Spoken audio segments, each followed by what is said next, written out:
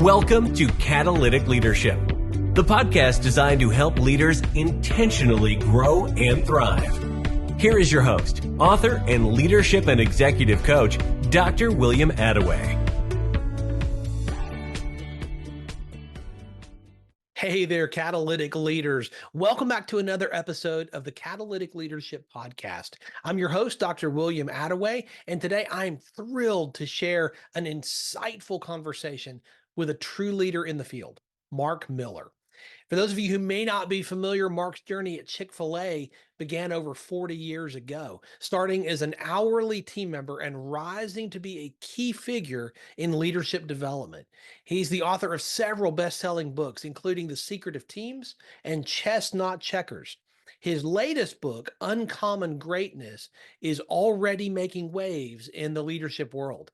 In today's episode, Mark and I delve into the core principles of uncommon leadership, focusing on topics like seeing the future, engaging and developing others, and the importance of lifelong learning.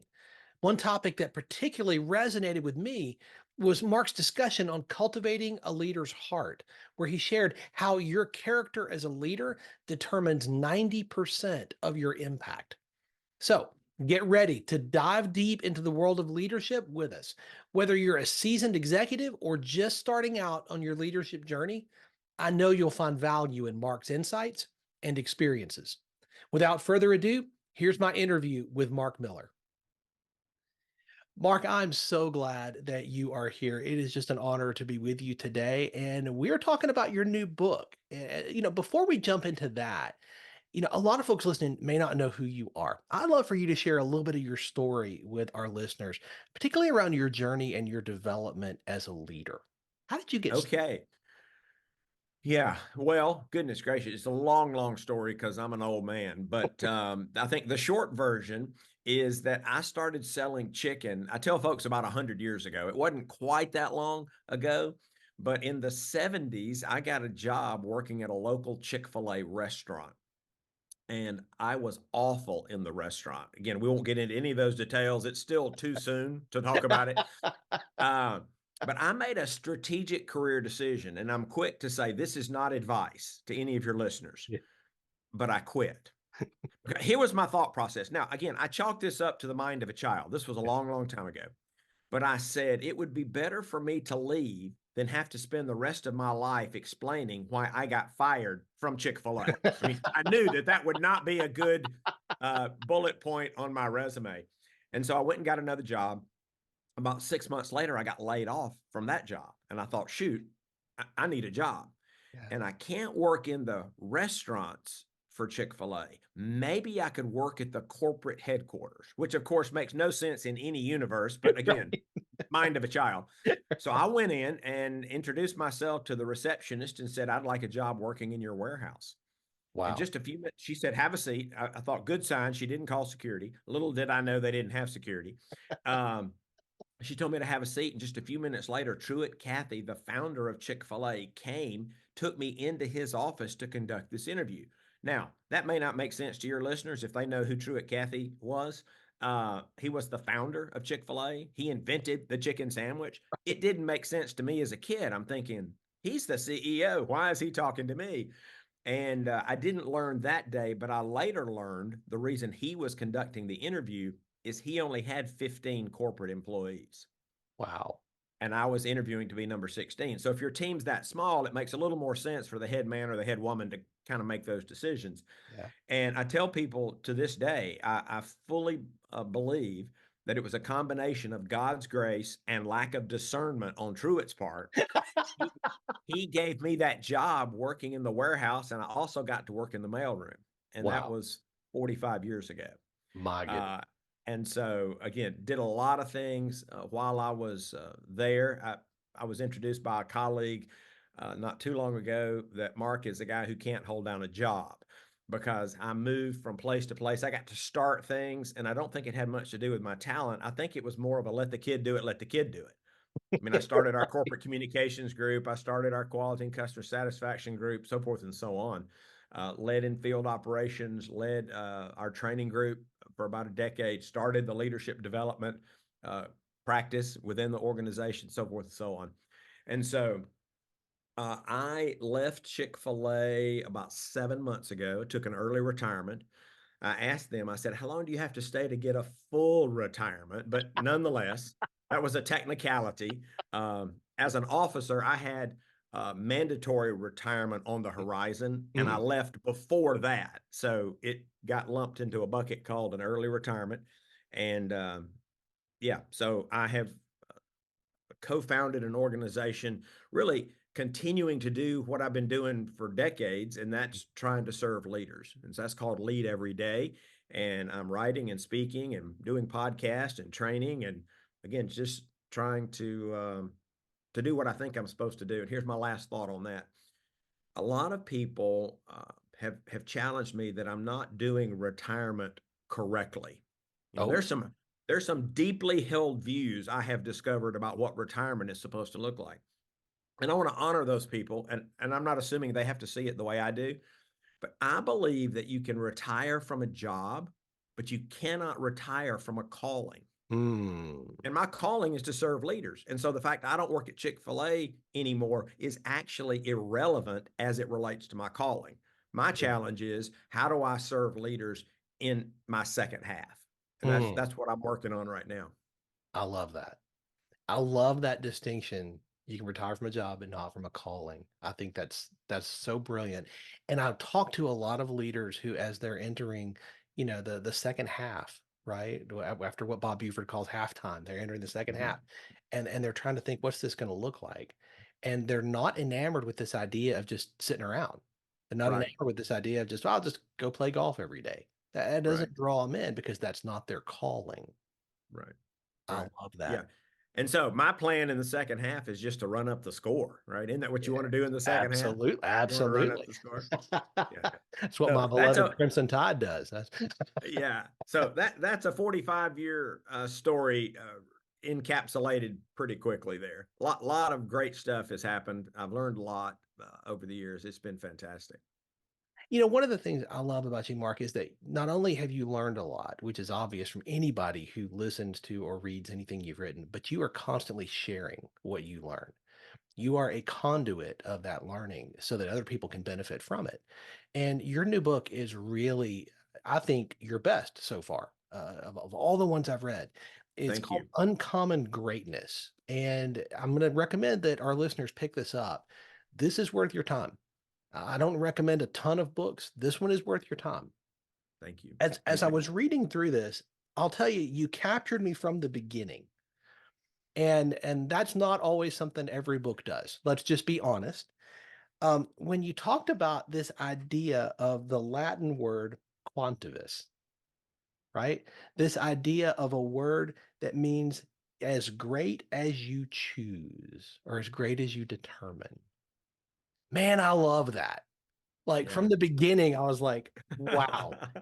what does it mean to choose greatness? What does it mean to choose an uncommon greatness? Yeah. Well, yeah, I'm glad you like that. I was torn, and I referenced this in the book. I wish that were the name of the book, but of course the publisher would go, there's no way you can call a book something people can't pronounce and don't know what it means. And Right. they were probably right, but that is what the book is about. And Yeah. I think that virtually every leader at some level is chasing greatness. Mm. I really think they are. But the premise of the book is there are two forms of greatness: um, common or typical greatness and uncommon greatness. Mm. And if you're just chasing the traditional run of the mill brand of greatness, it's about the achiever, it's about the recognition that you will receive. Uh, it's actually not something that's going to last, and it's a really shallow victory. And I know so many leaders that have chased it, caught it, and go, "Uh-oh, Mm. this is not what I thought it was going to be." Mm. But uncommon greatness shifts the focus. It's on helping others achieve greatness. Yeah. It may or may not be recognized. It's something that's very satisfying, very fulfilling, and lasts much longer than those fleeting accolades. And so we set that up and say, keep chasing greatness, because you've got to be great at what you do as a prerequisite. Not that it has to be literally sequential, but you can't pursue uncommon greatness if you have a lackadaisical or if you have a mediocre intent as it relates to your work. It gives you the moral authority to help others pursue greatness if you are pursuing excellence. And so it's not that they're mutually exclusive, it's just there's a higher bar. Yeah. And so once we try to make the case for that, you have to choose. And the world is pushing you toward common greatness because the world doesn't really understand uncommon greatness. But once you get the concept, then the first question virtually every leader asks is, yes, but how? That sounds fantastic, but how do I do it? And then the balance of the book is what we call the fundamentals of uncommon leadership. We think uncommon leadership is the path to uncommon greatness. So walk us through those fundamentals. I mean, there are 5 of them that you list in the book. Walk us through those just in a brief way. Yeah, I'll hit them real quick for you. The first is to see the future. Leadership always begins with a picture of a future. If you're not trying to help people accomplish something, achieve something, become something, you're actually not leading. And we could debate what you're doing. You might be managing. Yeah. You might not be doing anything of value, right? You might be an individual contributor with a leadership title, and there is some of that out there. Yeah. But you're trying to create and sustain progress. You're trying to accomplish something. I mean, if you're leading people, the assumption is those people have come together to accomplish something, and the leaders are the ones that help them see that. That's good. And it's got to be compelling so that people actually want to go there and they want to go with you there. So see the future. Second, fundamental is engage and develop others. It's a pretty big idea, at least the way we interpret it. Engagement has 2 parts. The first is, who do you select and who do you recruit and who do you invite to be on your team? And then the other, as important as that facet is, the more challenging, or I should say the ongoing challenge with engagement, is creating the context in which people will invest themselves fully in the work. Ken Blanchard and I partnered on a book 25 years ago. In fact, my first book, and it was one he suggested that we write. That's another story for another day. But some of your listeners don't know Ken, but 25 years ago, he had 3 books on the bestseller list at one time. And I'm not sure anybody has ever done that. My goodness. He was kind of the management and leadership thinker of maybe the last 30 years. Very prolific.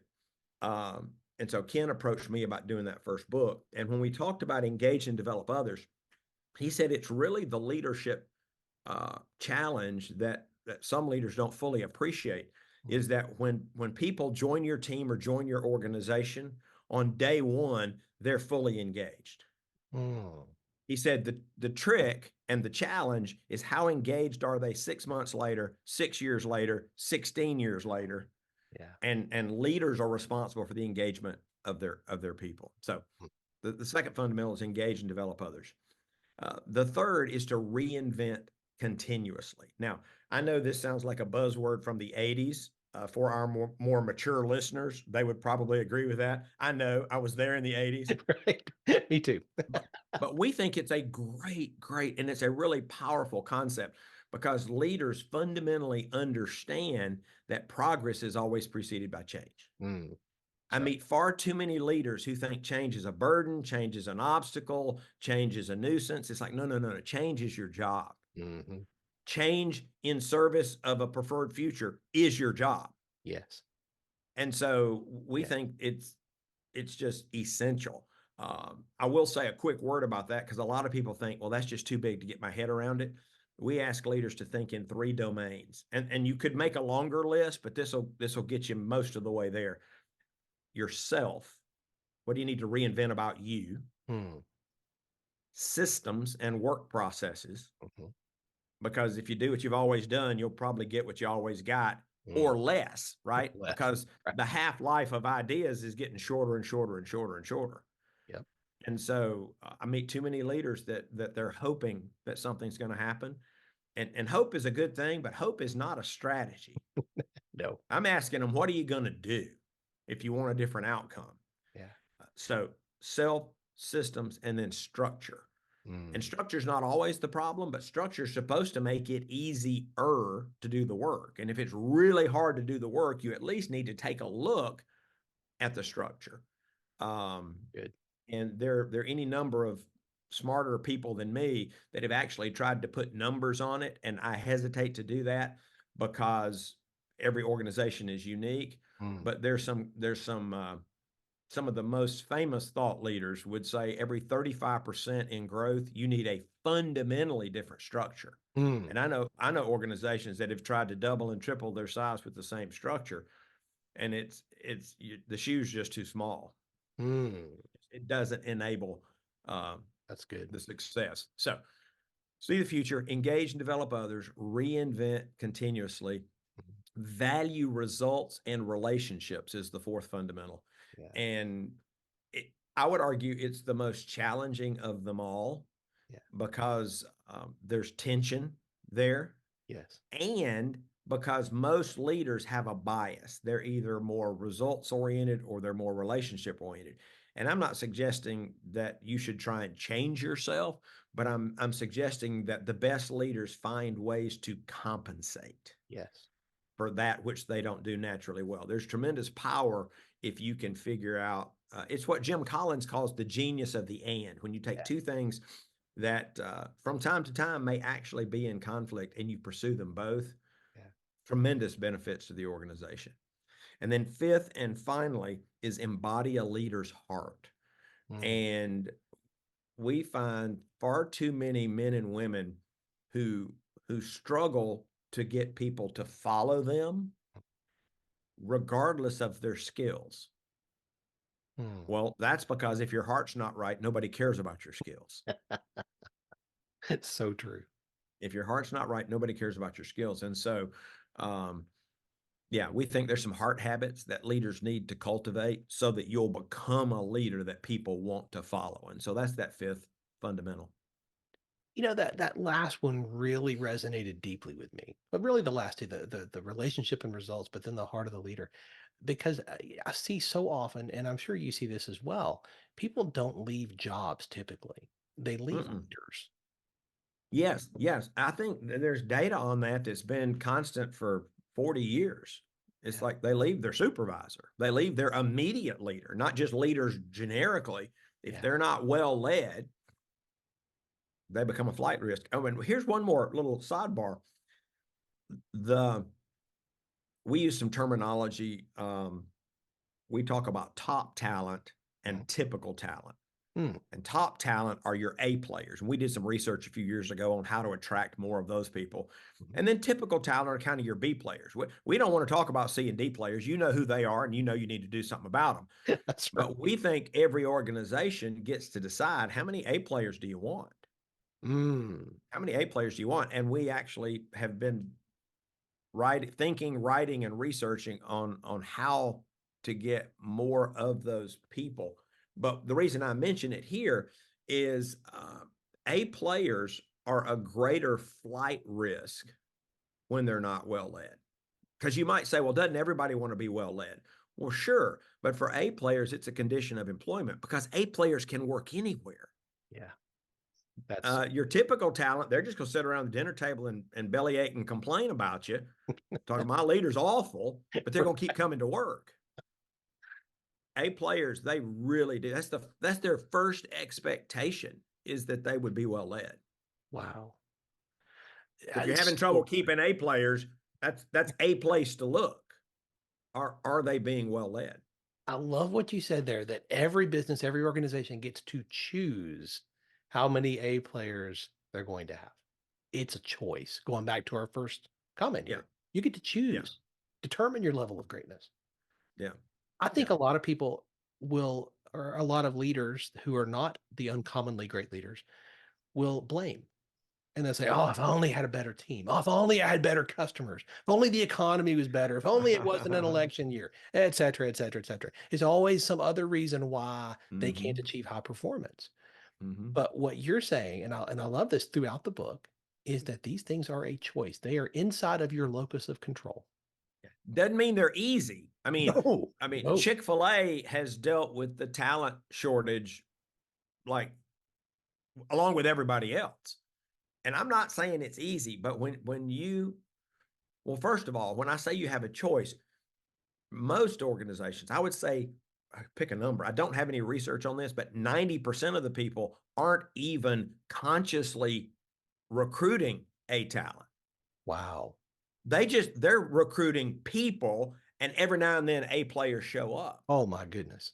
But I would argue, and I think our research substantiates that if you create the right value proposition, you can actually attract A players. If you proactively and systematically tell that story and promote what you're offering.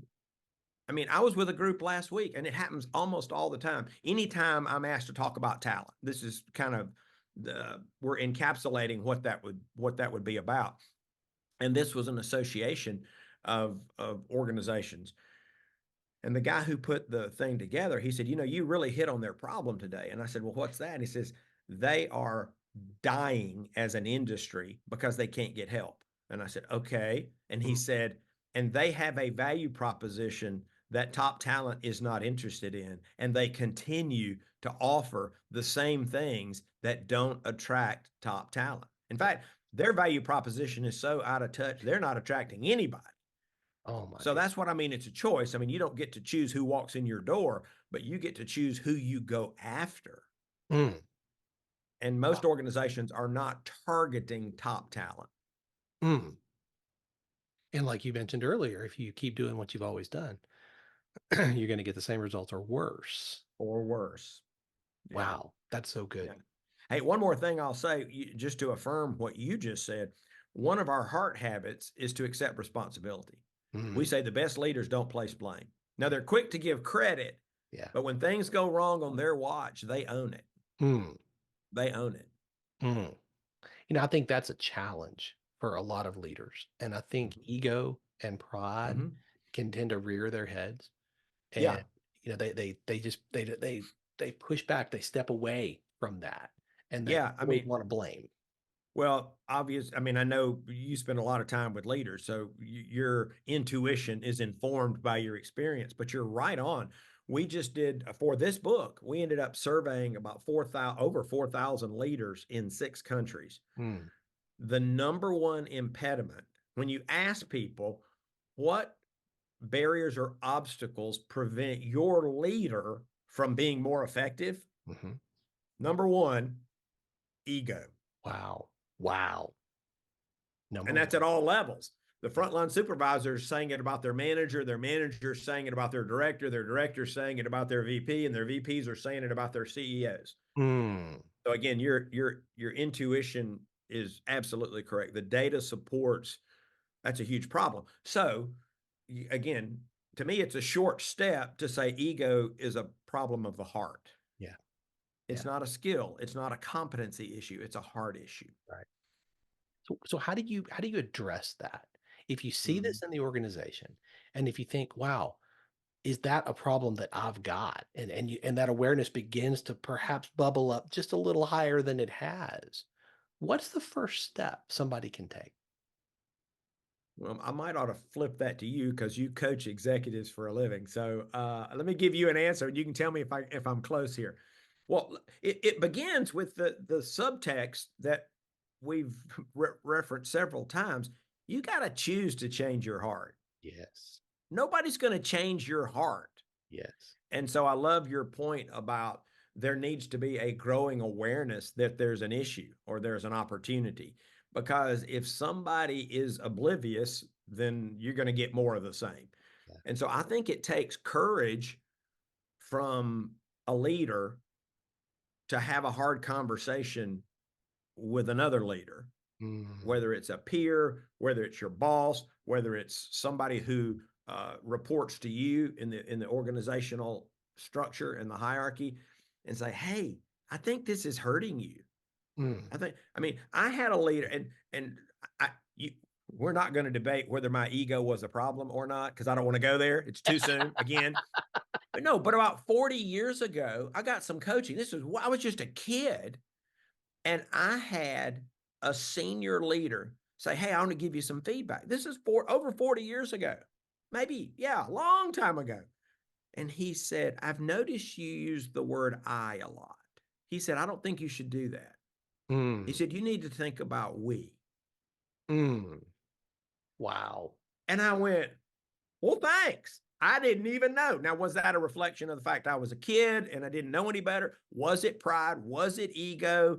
I don't know what it was, but I don't use the word I as often. And I've not for 40 years.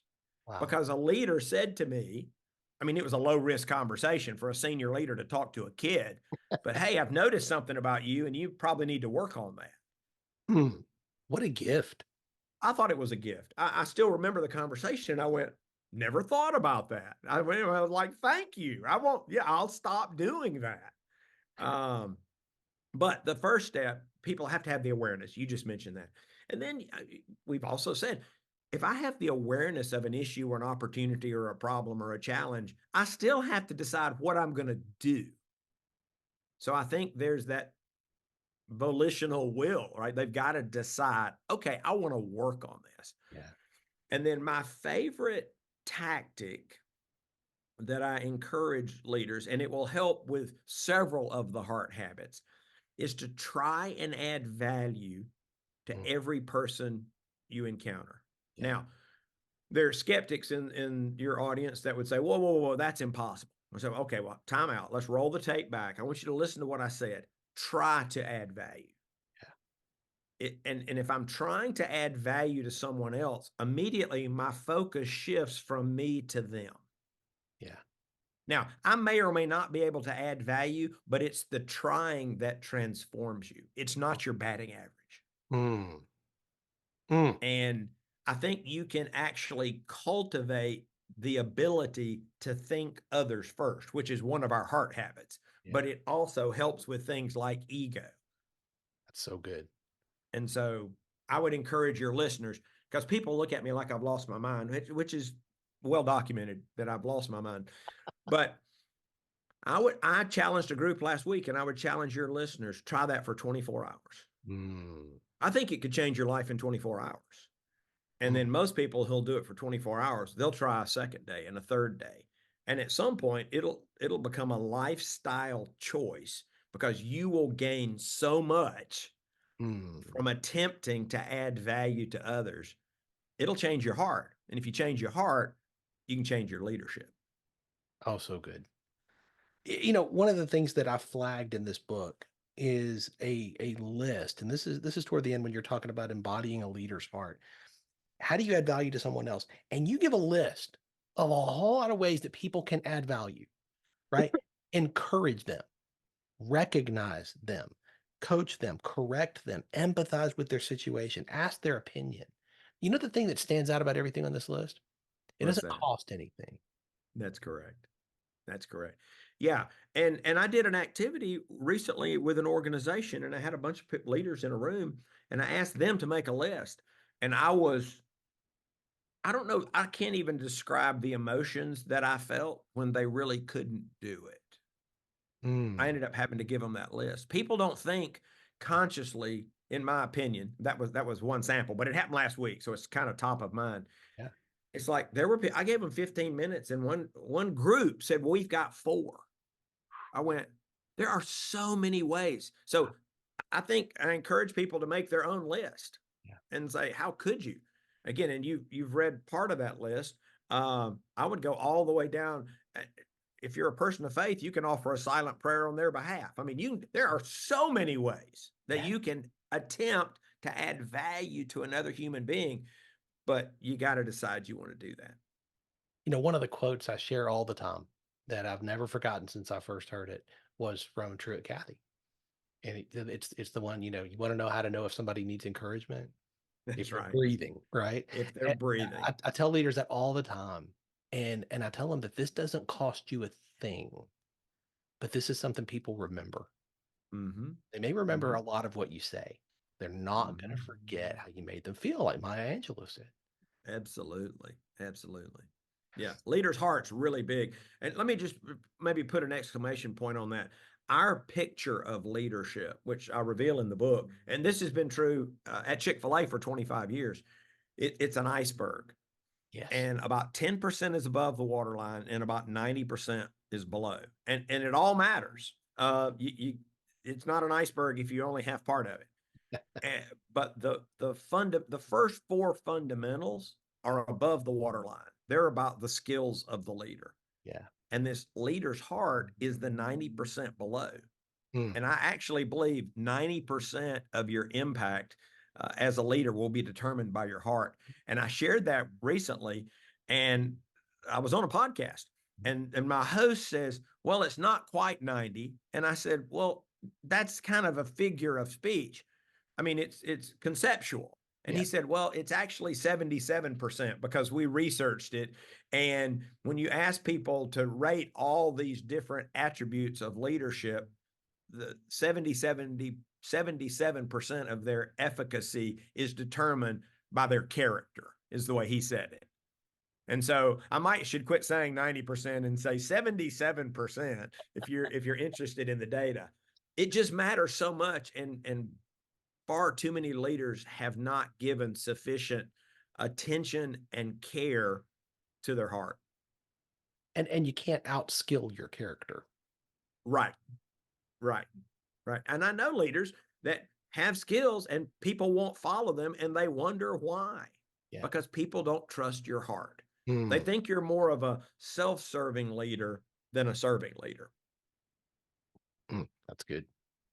Yeah. Another piece that I flagged. You talked about when you're talking about the vision, seeing the unseen, and how a leader, that's their role. This is one of the fundamentals. The Mm-hmm. leader should not feel the pressure to have all the answers. Often the leader's greatest contribution after the destination is clear will be the questions they ask, not the answers they provide. That is fascinating because I know a whole lot of leaders who are listening who think that their job is to define the whole thing, to answer all the questions, to be ready to just give the entire picture in Mm-hmm. full detail. And what you're saying is you provide the destination, you show the destination, but your greatest contribution after that may be the questions. Right. Questions are a leader's is that a skill that you think leaders need Oh, to have in their absolutely. Absolutely. And I think the question thing is undervalued. Um, back to your earlier comment about all the ways you can add value and they're free. Questions are free as well. Yes, And they they're are. in ample supply. Um, That's right. yeah. I devoted an entire chapter to questions in a book we wrote a few years ago. We were trying to help leaders be more effective. And the Yeah. book was called Smart Leadership. And we did a chapter called Ask, Don't Tell. Mm, The best leaders ask more questions and they ask better questions. And mm, I clearly think it's a skill set, but like any other skill, choice is the theme that we keep coming back to here. There are a lot of things you and I can learn to do that would qualify as skills, but yeah. the prerequisite to learning them is choosing to learn them. Yes. And you're Yes. not just going to, I mean, there could be some people that are naturally curious and that manifests itself in questions, but most people I know that are good at questions work at being good at questions. They collect questions, they use them, they make good at least mental notes as to which questions work in which situations in which context. And if a question doesn't work, they don't take it out of their repertoire. They're thinking, okay, I'll save that. It doesn't work in this situation, or it didn't work today, but maybe it'll work later. And I Mm, would just the last thing I'll say about that is I think most leaders have favorite or go-to questions mhm. based on circumstances or context because they've gotten good traction and value from them historically. That's good. Yeah. That's good. That's my experience as well Yeah. in my own leadership and in working with leaders. I'm Mm-hmm. curious, Mark. Let's talk about you for a minute. Okay. And so much of this comes out of your journey. So much of this comes out of your own leadership journey and the research that you've done. You talk about the self and how important it is that you focus on your own leadership. How do you do that?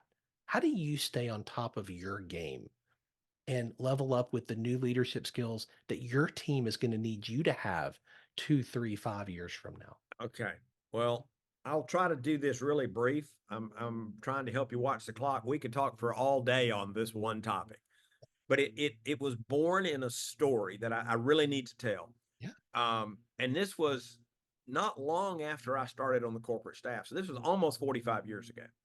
I had just moved out of the warehouse. I only worked in the warehouse about 6 months in the mailroom, and my supervisor came to me, and I don't really remember what sparked the conversation, but he wanted to talk about my future. Like I was 19 years old, might have just turned 20. I mean, it's just a kid, and don't know why we got into the conversation. He said, "But I need you to understand something." I said, Mm. "Great, I want to understand everything I can." He said, "If you want more influence, and if you want more impact, and if you want more opportunity, there's only one path." Mm. And I said, "What? What? Say that again." He said, "If you want more influence and you want more impact and you want more opportunity, there's only one path." And I said, "Okay, what's that?"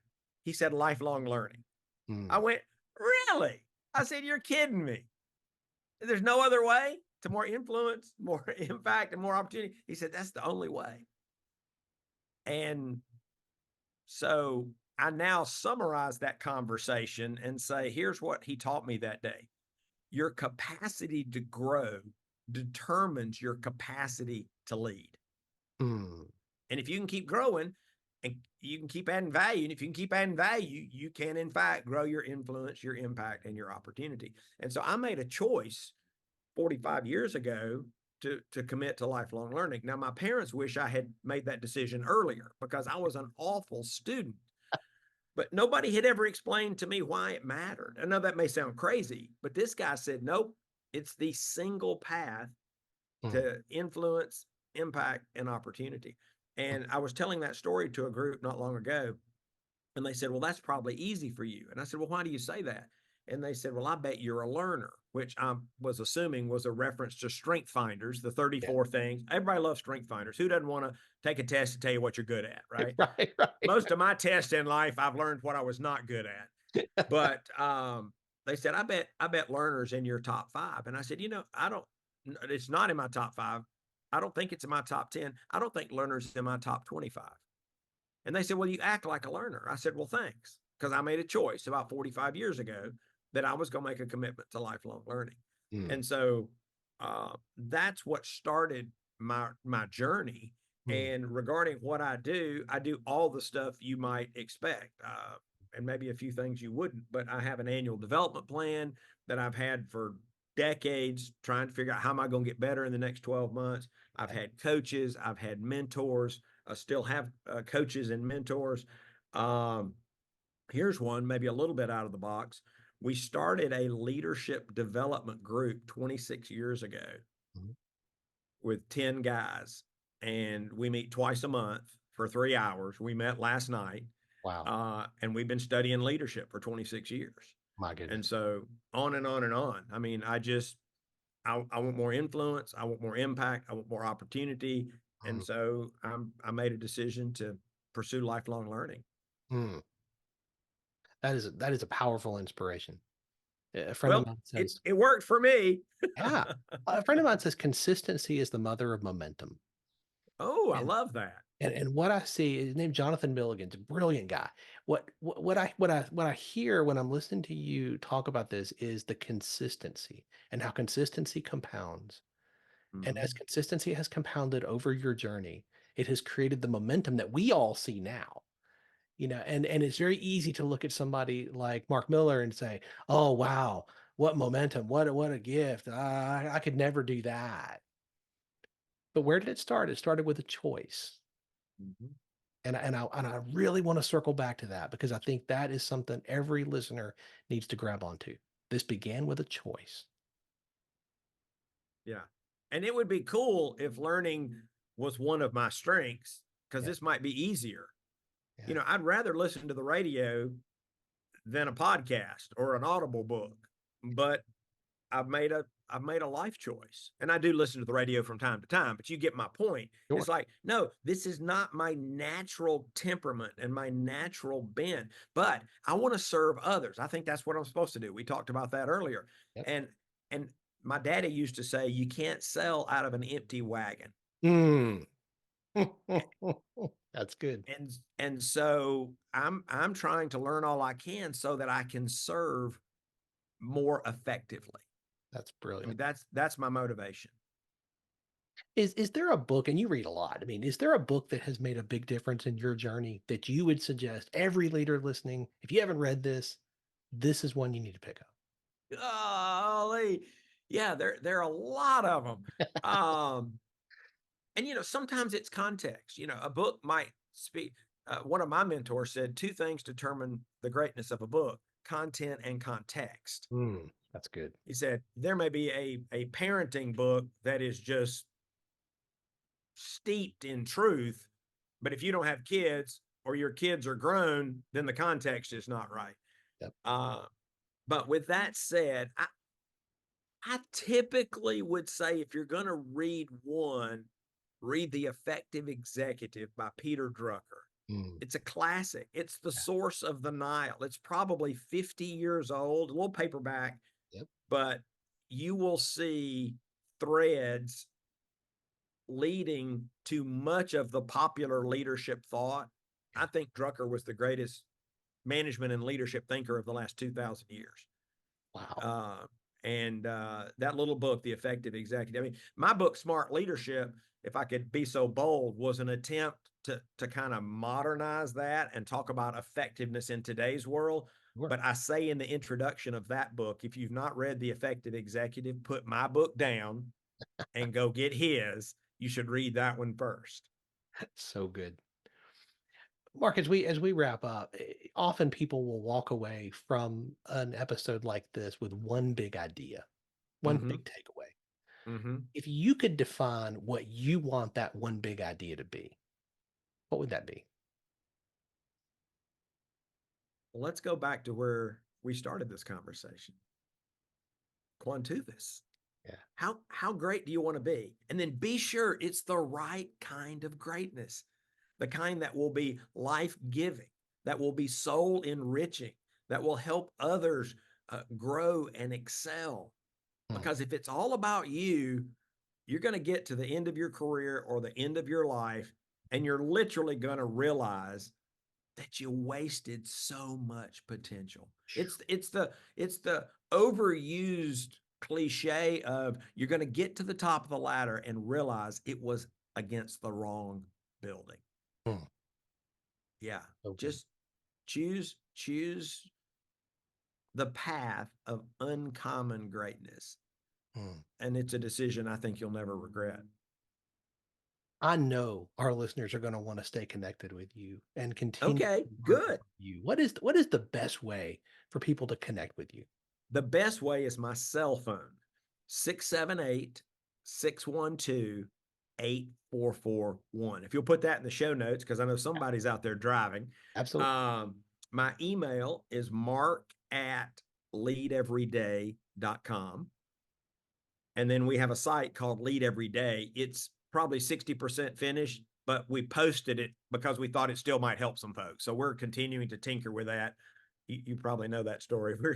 Maybe we'll tinker with it forever, but there's a section on there that we're building now on how to start your own leadership development group. And we've got tips, and we're going to have study questions if people want to not have to write their own. We've been writing our own study questions for 26 years. So we're going to share some of those on that site. So that's work in progress, but it'll be out there soon. And I'm going to recommend that everybody listening pick up Uncommon Greatness, because this book is one that you will not regret reading. This is going to change your leadership if you take it to heart. Mark, well, thank you. Thank you. Thank you. It's been my pleasure. For sharing so generously and so openly from what you've learned so far. And I can't wait to see what's next for you. Right. Thanks a lot. Thanks for listening to Catalytic Leadership with Dr. William Attaway. Be sure to subscribe wherever you listen to podcasts so you don't miss the next episode. Want more? Go to catalyticleadership.net.